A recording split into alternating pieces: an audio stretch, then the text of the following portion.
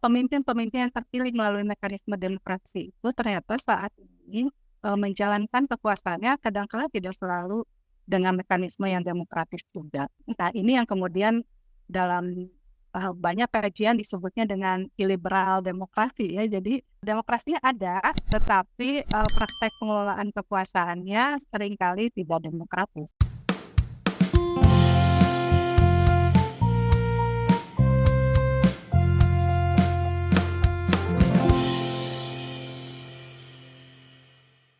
Salam perspektif baru untuk Anda, pemirsa acara ini di media sosial YouTube dengan nama akun Perspektif Wimar TV.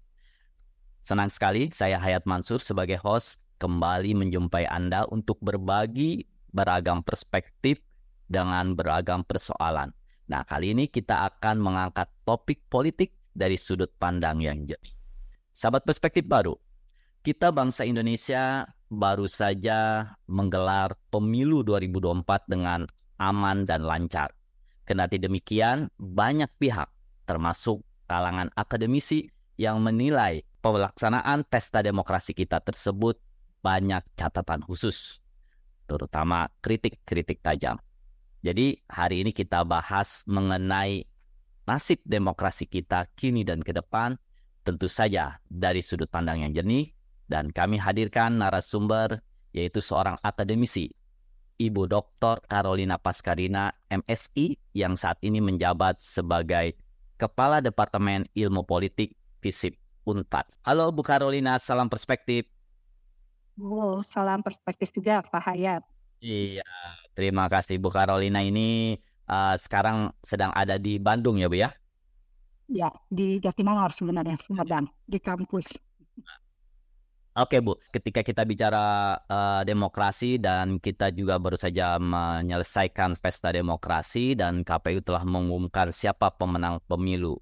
Nah, dari pengumuman tersebut sudah terlihat jelas siapa pemenangnya dan siapa pemenang partai politik yang mengisi kursi parlemen. Nah, menurut Ibu sendiri, bagaimana pelaksanaan pemilu 2024 ini? Ya, baik. Pertama-tama tentu kita bersyukur ya bahwa penyelenggaraan pemilu sebagai salah satu pemilu di dunia yang dianggap paling rumit ya di Indonesia itu ternyata bisa berlangsung relatif aman ya. Artinya tidak ada konflik yang terlalu besar ataupun misalnya yang ditakutkan itu kan kerusuhan dan seterusnya itu tidak terjadi. Jadi dari sisi itu kita patut bersyukur ya bahwa pesta demokrasi itu berjalan dengan baik. Tentunya tadi saya sepakat ada sejumlah catatan ya yang masih menjadi pekerjaan rumah kita bersama terkait dengan periode sebelum atau persiapan penyelenggaraan pemilu, kemudian juga pada saat penyelenggaraan pemilu dan pasca pemilu ya, yang sampai saat ini sebenarnya masih berlangsung. Jadi pemilunya sendiri memang secara resmi tahapannya kan belum tuntas sepenuhnya ya, karena kita masih mengikuti perkembangan dari pengumuman hasil pemilu kemarin begitu. Nah, beberapa catatan seperti misalnya adanya dugaan-dugaan kecurangan ya, kemudian juga mobilisasi aparat sipil negara ya untuk mendukung paslon tertentu, kemudian juga politisasi bansos dan seterusnya, politik dinasti ya, itu masih menjadi isu bersama yang tentunya tidak berhenti meskipun hasil pemilu telah diumumkan. Nah, mudah-mudahan ini kemudian menjadi bahan perhatian kita bersama untuk memperkuat demokrasi gitu. Jadi kita tidak berhenti membicarakan demokrasi setelah pemilu selesai. Justru ini PR kita jadi makin bertambah Pak Hayat ya, setelah melihat hasil pemilu ini. Kita punya PR baru nih, di mana kita memelihara demokrasi, menjaga demokrasi, dan juga memastikan pemerintahan baru yang terbentuk dari hasil pemilu ini benar-benar bisa memperjuangkan kepentingan publik dan kesejahteraan begitu. Jadi ini masih panjang. Ya, memang masih panjang. Nah, tapi kalau kita lihat dari tahapan dari persiapan sampai dengan pelaksanaan, apakah pelaksanaan pemilu 2024 sekarang ini lebih baik atau lebih buruk dibandingkan pemilu sebelumnya? Ya, Ini tentu perlu evaluasi mendalam Pak Hayat ya. Jadi tidak mudah untuk menilai lebih baik atau lebih buruk karena ada banyak indikator yang harus dipakai untuk menilai secara keseluruhan. Ada beberapa hal yang menjadi catatan. Pertama tentu kita melihat persoalan-persoalan regulasi pemilu yang ternyata masih belum memuaskan publik ya, perubahan ketentuan ketika proses pemilu berlangsung, keputusan MK yang cukup kontroversial, itu jadi catatan yang mempengaruhi kepercayaan publik terhadap penyelenggaraan pemilu. Begitu juga dengan sejumlah isu terkait integritas penyelenggara pemilu juga turut membuat publik mempertanyakan sebenarnya hasil penyelenggaraan pemilu ini bisa dipercaya atau tidak gitu. Tapi pada sisi lain kita juga melihat adanya semangat publik untuk berpartisipasi dengan baik. Misalnya ketika mereka khususnya kaum muda ya sebagai proporsi pemilih terbuka dalam pemilu 2024, ternyata mereka berpartisipasi dengan baik ya, dengan bermotivasi. Baik itu ikut serta dalam lembaga ad hoc, misalnya menjadi KPPS, menjadi pemantau pemilu, menjadi anggota PPPS ya, pengawas TPS, itu menunjukkan bahwa pada sisi lain ya di tengah banyaknya catatan terhadap lemahnya penyelenggaraan pemilu, ternyata partisipasi publik berlangsung dengan baik. Kita juga mencatat ada tawaran model kampanye alternatif ya di pemilu 2024 ini yang membuka ruang-ruang publik untuk menyampaikan aspirasinya dengan lebih beragam. Ada yang menggunakan metode dialog, ya diskusi, ada yang turun ke masyarakat, menginap, ya. Ada juga misalnya yang memunculkan isu-isu kekinian. Jadi itu bagi saya ada sisi positif dan sisi negatif ya dari penyelenggaraan pemilu kali ini yang tidak begitu sederhana untuk kita sampaikan bahwa ini lebih baik atau lebih buruk dari pemilu sebelumnya begitu. Tetapi memang ya isu-isu kecurangan yang kasat mata ya yang begitu banyak dan berdekatan ya yang kemudian itu memunculkan kekhawatiran publik ya. Jadi publik punya harapan besar nih. Kita sudah berdemokrasi dengan baik ya sepanjang masa setelah reformasi. Ada harapan besar publik bahwa pemerintahan Jokowi ini bisa meneruskan penguatan demokrasi.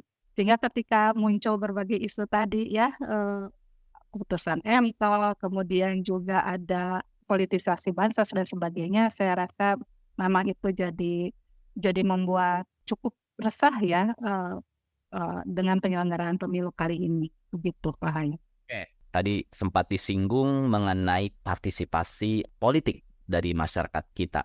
Nah, berdasarkan data yang diumumkan oleh KPU, partisipasi politik masyarakat kita di pemilu 2024 itu mencapai 81,78%. Angka ini turun sedikit dibandingkan pemilu 5 tahun yang lalu. Nah, bagaimana perspektif Bu Carolina dengan partisipasi politik ini yang turun sedikit? Apakah itu menandakan bahwa minat demokrasi masyarakat kita menurun juga? Ya, ini banyak faktornya. Salah satunya bisa jadi karena kejenuhan ya. Kejenuhan terhadap berbagai momen penyelenggaraan pemilu ya. Seperti misalnya di tahun 2020 itu ada pilkada serentak di beberapa daerah. Kemudian 2024 juga ada pemilu serentak ya. Persoalan-persoalan keseharian publik yang tidak kunjung selesai meskipun secara prosedural demokrasi itu berlangsung melalui pemilu. Jadi sikap apatis itu bisa jadi mempengaruhi ya keyakinan orang bahwa suara yang mereka berikan itu akan menentukan atau mengarah kepada perubahan. Karena itu bisa jadi menjelaskan mengapa tingkat partisipasi memilih masyarakat pada pemilu kali ini menurun dibanding pemilu sebelumnya ya, karena ada persoalan-persoalan ketidakyakinan bahwa pemilu itu memang punya dampak terhadap perbaikan kehidupan keseharian di masyarakat. Nah, itu pertama.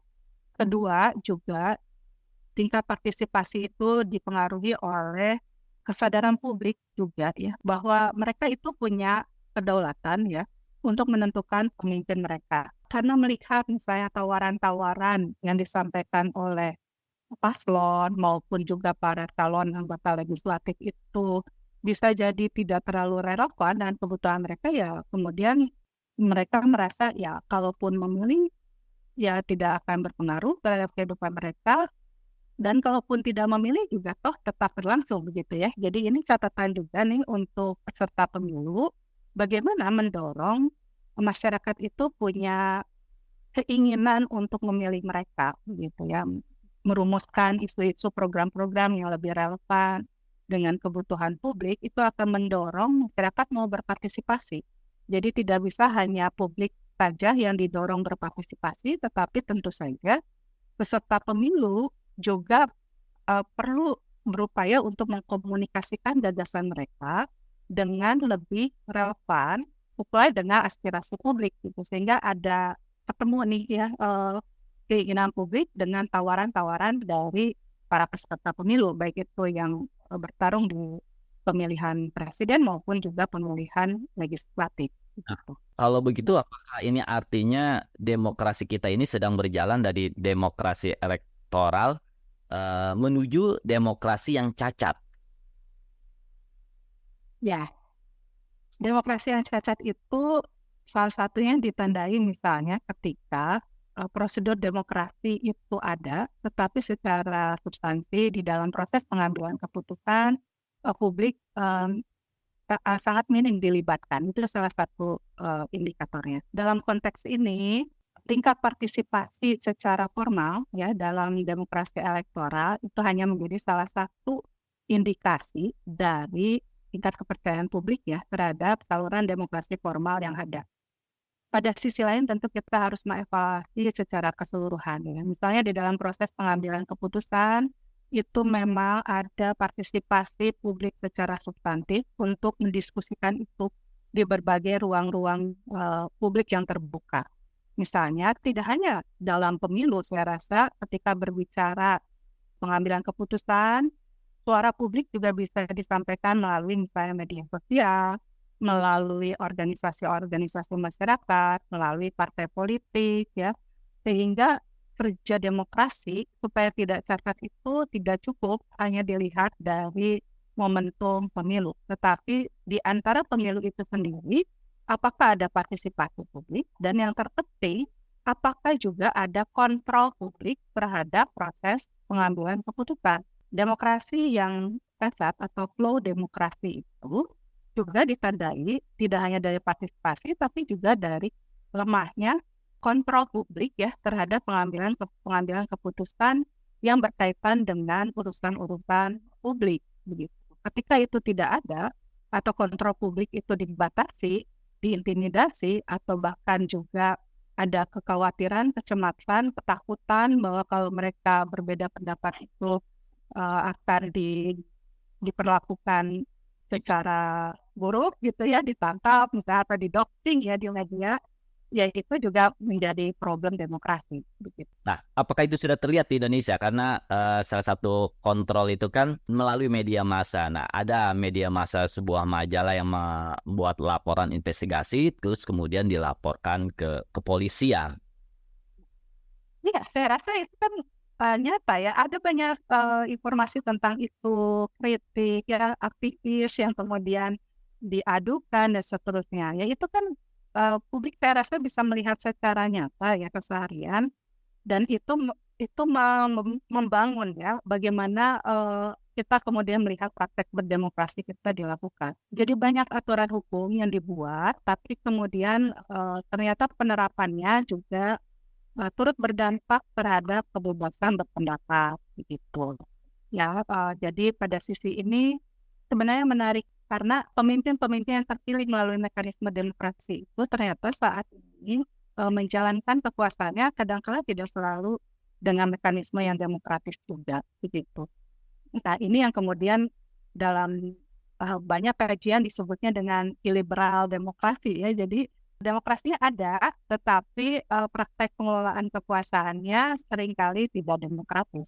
seringkali itu artinya tidak semua ya, berbeda ya dengan pada masa otoritarian di mana memang pembatasan itu lebih kaku begitu ya. Sekarang itu seringkali pembatasan itu melalui mekanisme hukum, ya, regulasi, atau juga melalui berbagai cara-cara apa ya tadi ya seperti doxing ya di media, diumbar gitu ya sisi negatif pribadinya dan seterusnya, atau pembangunan opini negatif ya tentang karakter orang yang kritis dan seterusnya. Itu cara-cara yang saat ini berlaku. Nah, tapi poinnya praktek-praktek seperti itu memang harus direspon dengan upaya-upaya perbaikan yang tetap berada di jalur yang demokratis. Kita tidak boleh kembali ke pengelolaan kekuasaan yang otoritarian, ya, yang menggunakan aparatur negara untuk melakukan pembatasan-pembatasan. Nah, Bu Carolina, satu lagi yang juga menjadi perhatian atau catatan khusus dari pelaksanaan pemilu 2024 adalah faktor kecurangan. Nah, ini banyak sekali pihak yang menyebutkannya. Dan faktor kecurangan ini bukan yang pertama kali. Setiap pemilu kita selalu hadir. Nah, mengapa faktor kecurangan ini tidak pernah bisa hilang dan selalu pemilu kita harus diakhiri dengan keputusan MK? Beda dengan di luar negeri. Kalah, terima, sudah selesai. Kalau kita dalam 4 pemilu terakhir selalu berakhir di MK. Iya, kenapa ada kecurangan? Saya rasa di semua pemilu di semua negara juga pasti ada kecurangan. Mungkin kita lebih dekat ya dengan penyelenggaraan pemilu ini sehingga efeknya lebih terasa. Kenapa ada kecurangan? Karena pemilu itu adalah arena untuk berkompetisi ya. Yang namanya orang ingin menang itu kan bisa jadi dia menempuh segala cara gitu. Nah, justru saya rasa ya yang menjadi pembelajaran penting adalah cara kita menangani berbagai kecurangan itu. Dan itu yang kemudian harus kita kembangkan sehingga penyelesaian kecurangan itu diselesaikan secara terlembaga. Itu yang kemudian jadi bagian dari proses penguatan demokrasi. Jadi kecurangan itu kemudian tidak lantas dihadapi dengan cara-cara yang curang juga atau bahkan juga cara-cara kekerasan begitu. Justru ketika kita memilih cara-cara yang terlembaga untuk menyelesaikan kecurangan itu termasuk sampai ke MK atau misalnya sekarang penggunaan hak angket, itu jadi proses kita mendewasakan diri di dalam berdemokrasi.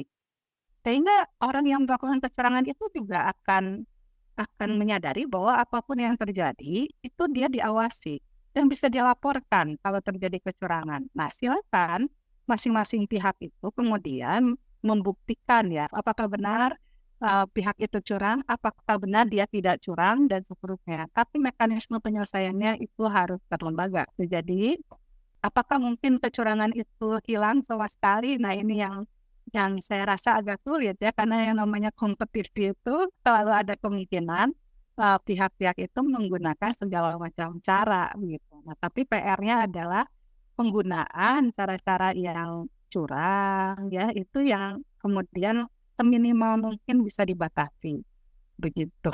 Bahaya. Satu lagi catatan khusus yang ramai dikritik oleh berbagai pihak adalah mengenai bahwa demokrasi kita sekarang menuju kepada dinasti politik. Bahkan sebuah media massa di Jerman menyebutnya selamat tinggal demokrasi gitu kan. Apakah memang demokrasi kita sedang menuju ke arah dinasti politik? Ya, indikasi terhadap itu banyak ya. Misalnya kita melihat perilaku para elit politik dan keluarganya yang kemudian menjadi calon legislatif, calon di eksekutif ya, kepala daerah dan seterusnya. Jadi secara faktual memang itu terjadi. Kita tidak bisa menafikan itu ya, keberadaan politik dinasti itu. Dan yang harus kita respon dari praktek politik dinasti itu adalah kita perlu meningkatkan pendidikan politik ya pada masyarakat agar mereka mampu memilih secara rasional. Tidak hanya berbasis pada figur ataupun pada jaringan-jaringan relasi yang sifatnya klientelistik begitu karena punya kedekatan personal, karena berhutang budi dan seterusnya. Tapi kita perlu melakukan pendidikan politik lebih baik kepada publik sehingga bisa memilih rasional.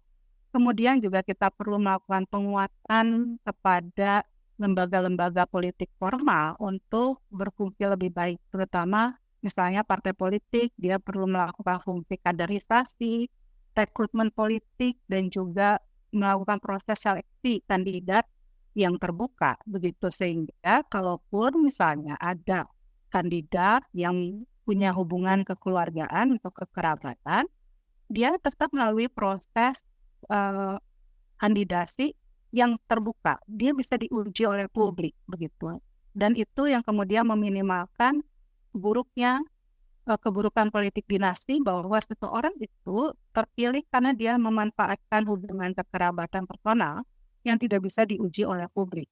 Tapi ketika mekanisme lembaganya diperkuat, seharusnya siapapun individu, meskipun dia misalnya punya hubungan kekerabatan, dia tetap bisa diuji oleh publik. Gitu. Jadi politik dinasti itu secara faktual ada, kita tidak bisa menutup mata, tapi kita bisa merespon itu dengan melakukan perbaikan kelembagaan demokrasi, ya, mendorong orang-orang yang juga capable untuk turut dalam politik praktis, misalnya dia bisa gabung ke dalam partai politik atau juga dia bisa berperan sebagai warga yang kritis, begitu ya, warga yang kritis terhadap proses pengelolaan kekuasaan formal.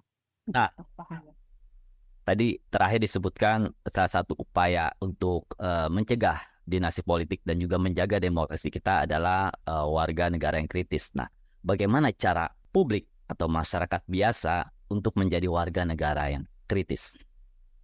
Ya, kita harus membangun budaya keberanian berpendapat, Pak Hayat. Pertama, kita perlu membiasakan penyebaran informasi secara terbuka, sehingga masyarakat bisa mengakses informasi yang beragam, dan kemudian mempertimbangkan mana informasi yang akuntabel yang bisa dipercaya.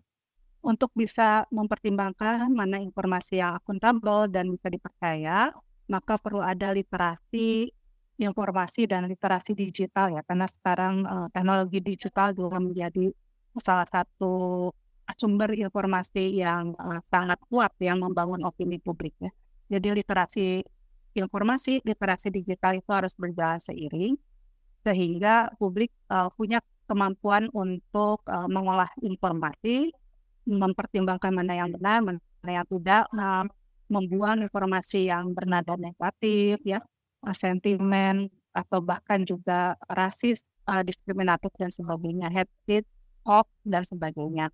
Kemudian pada sisi lain, warga yang kritis juga dibangun melalui ketersediaan ruang-ruang publik untuk mendiskusikan isu-isu publik itu dengan objektif. Kita memerlukan banyak pihak yang bisa berperan untuk memediasi perbincangan publik, gitu. Sehingga apa yang dibicarakan di publik itu tetap berada dalam koridor penguatan demokrasi, ya. Tidak kemudian bersifat sangat terbatas atau kemudian cepat hilang ditimpa oleh berbagai isu lainnya.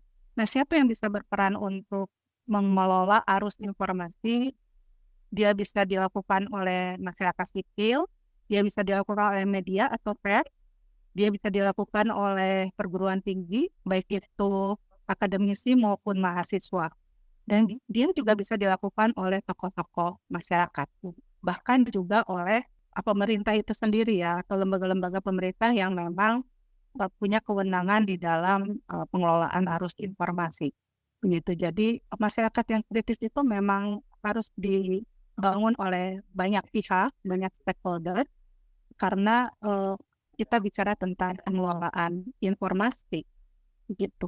Oh, terima kasih Bu Caroline. Sebagai penutup, saya kembali mengingatkan bahwa apapun kondisi demokrasi kita saat ini, yakinlah bahwa demokrasi adalah sistem ketatanegaraan yang paling cocok bagi Indonesia saat ini. Jadi mari kita rawat demokrasi kita. Sampai jumpa di wawancara khusus perspektif baru berikutnya.